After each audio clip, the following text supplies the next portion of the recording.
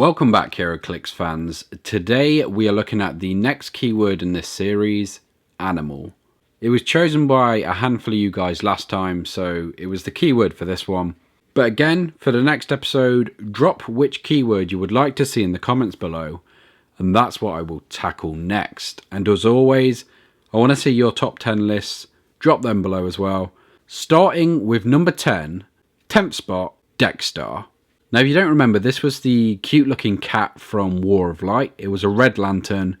So as well as being cute, it had access to things like penetrating poison. It had shape change, super senses, and it had an ability later on called Blood in Your Eyes, where it would just make your life hell. This figure was only 4 clicks long for 65 points. It might not seem that good, but combat reflex is tiny, and these added abilities it had, it was just insanely difficult to deal with, and one of my favourite figures, definitely from the animal keyword, and probably War of Light as well. Coming in at number 9 was Wolfbane, the LE version, which was, it could be impossible to kill depending on how you rolled.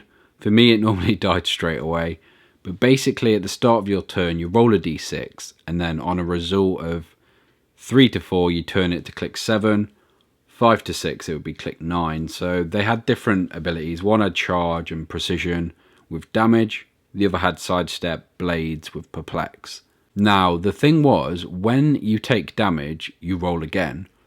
On a 1 to 2 deal damage normally, which from these clicks means you die. On a result of 3 to 4 turn it to click 3. On a result of 5 to click 7. On a result of 6, turn it to click 9. So it's give and take. So there's a chance that you take no damage or it affects you not at all. There's a chance even that it can just kill you instantly, which I've had it happen before. But that's kind of what makes it so fun. You have this chance of having a long-lasting game, not being able to die, or the small chance of dying instantly, which has happened. Great looking sculpt, figure, abilities, everything about it. Easy number 9. Coming in at number 8, we've got Alyosha Craven, which was one of the best figures in the game at the time. It was in every animal team. There were animal teams built just to play this figure. Its ability so basically when he was given a non-free action this turn, you could give his lion or other friendly characters with an animal keyword a move action as a free action. So he'd be paired with other powerful animals, and he just made them so much better. Him himself, I mean, every click's kind of useful.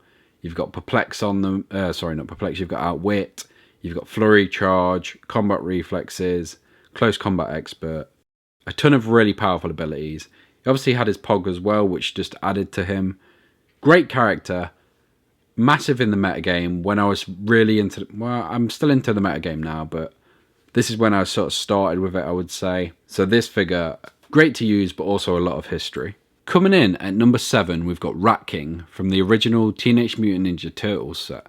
Now I've gone for this one because he can generate pogs, he can generate giant rat bystanders, which are cool. You can have up to 4 on the map. And also when he's KO'd, you can equip him to a friendly character with the animal keyword. Perfect for animal teams, because if somehow they get to him and knock him out, he equips to someone and gives them prob. If he equips to somebody named Splinter, they can also use regen. Another reason for picking this character is he just reminds me of the show. I remember him so vividly compared to other villains, and I used to love the show itself, so he had to go in here somewhere. Which kind of leads into our next one. Coming in at number 6, we've got Beast Boy Bear. Now if you're not familiar, this was from the anniversary set. It was the first set I properly played in. It's the first set I ever used. So I was in a comic book store. I can't remember what I was buying. I assume just some singles for comics. And I saw people playing the game. It was a War of Light. Sorry, not War of Light. It was an anniversary DC set sealed. They were in the middle of something. And I sort of asked what it was. A couple of the players came over, explained it, invited me over. So I grabbed a couple of boosters, sat down. And now, how long has this set been out? Over 10 years now. It's insane. Just to think, this is one of the first figures I played with. I had him and Hal Jordan, the super rare. So I was quite lucky in my pulls. Really cool team. It just holds a little sentimental value for me as well. So that's why it's in so highly. The figure itself was kind of good. I mean, now you wouldn't use it. But at the time, loved the character. It just looked amazing, and it got me introduced into Heroclix. In at number 5, we've got Lockjaw. One of the most annoying and powerful figures we've seen for 75 points. You're almost guaranteed to have to hit or at least deal damage to this 6 to 7 times. There's no way around it. It can regen one of its infinity tokens. It's insanely difficult, but the most aggravating... I know this is one of my favourite figures, but the most aggravating thing about it is that it can be mastermind too, which I think was a massive oversight. It shouldn't be able to do that, but it looks amazing. It's powerful, but it's not too powerful. Like, the abilities itself, like if you're not using it as mastermind fodder, I don't think it's overpowered otherwise. It's got really good stats, but its attack and damage aren't that high. Dial is constantly changing, so it is a lot of fun as well, which is why I've put it in at number 5.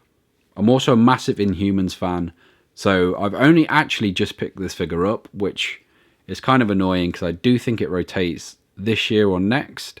But big fan of the figure, big fan of the keywords, big fan of its abilities. Everything about it, it had to be in there for me.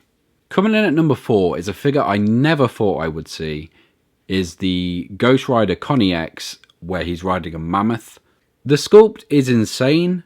I honestly don't know what to say about it. It is one of the most bizarre things I've seen. I haven't read the storyline, so I never expected to see anything like this.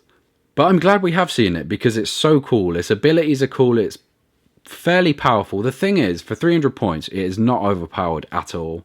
I love the Ghost Rider. Mammoths are kind of cool, I guess. Its powers are cool. It's got penetrating poison. Well, a form of poison anyway. He can deal attackers penetrating damage. He's got prob, he's got hypersonic, but not too fast. He's got good attack stats, good defense, mystics.